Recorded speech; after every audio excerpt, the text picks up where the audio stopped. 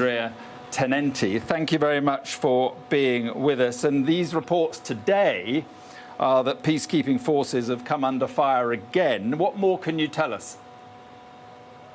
Well, the last 48 hours have been really concerning because we have been attacked 4 times, 3 times yesterday, and we issued a clear statement that IDF targeted 3 positions, one inside the headquarters of UNIFIL, a tower, and 2 peacekeepers were injured, luckily lightly injured, and then 2 other positions where they hit cameras of the position. A drone was really close to the bunker where peacekeepers were sheltering, and the illumination of another position, very precise strikes. Today, there was another attack that we're still looking into the possible responsibilities, but again, inside our headquarters in Nahura, 100 meters from the hospital inside our base, and 2 peacekeepers were injured, one seriously, and is now at the hospital in Tyr. So this is a concerning situation, especially after a few days ago, the IDF asked us, the Israeli army, to move from positions along the blue line. There are around 29 posts along the blue line, but the decision was to stay. Right. And just to be clear, you're using the word targeted, so you are saying these are deliberate attacks? Yesterday, for at least one attack that we mentioned, it was deliberate against our position and against our cameras. But also the other attacks were pretty precise. So this is important also to remind the parties of their responsibility to an obligation to respect the security and safety of our troops. Even the Secretary General yesterday was very vocal. This is also a violations of international humanitarian laws, attacking peacekeepers in a peacekeeping operations, and our role, of course, is very challenging right now. Yeah. So, are you saying that this is a war crime?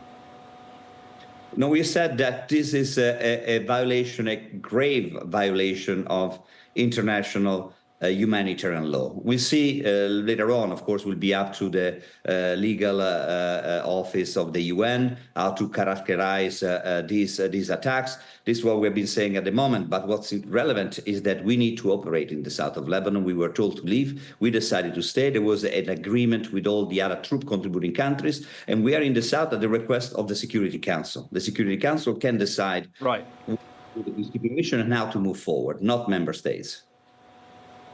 Right. So are you saying that you will not move, your forces will not move, and that your forces will stay where they are? At the moment, our forces are staying where they were in all the positions. Our monitoring capabilities definitely are very limited at the moment. What we continue to bring and to report to the Security Council, even through our radars capabilities. But the most important the most important part at the moment is to provide humanitarian support to the population in the south, to deconflict situations in order to bring the much needed humanitarian support to people that are stuck in the south of Lebanon. Thousands of people have left, but thousands of people are still there. Yeah, and I mean, what the Israelis are saying is that UNIFIL effectively failed to move Hezbollah north in accordance with, and disarm Hezbollah, move them north in accordance with 1701. I mean, what would your response be to that? Well, the resolution is very clear. The role of UNIFIL is not to disarm militia or Hezbollah. The role was to support the Lebanese army in the south of Lebanon to ensure there are no entries or weapons in the south. Of course, there are weapons in the south, and that's a clear evidence. But the implementation of the mission's mandate is not with the mission. We are here to support the implementation of the mandate, but it's up to the parties. It's up to the commitment of the parties. So 1701 is still valid, maybe more valid now than ever.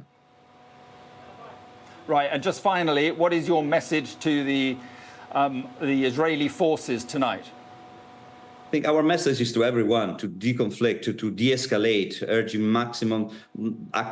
urging for a ceasefire at the moment, and also for the international community that at the moment it's important to find a solution that is not a military solution, because there is nothing that will come out from a military intervention, only political and diplomatic solutions. So we need for the whole international community to put this as a priorities for the diplomacy, because the conflict between Lebanon and Israel is becoming a regional conflict.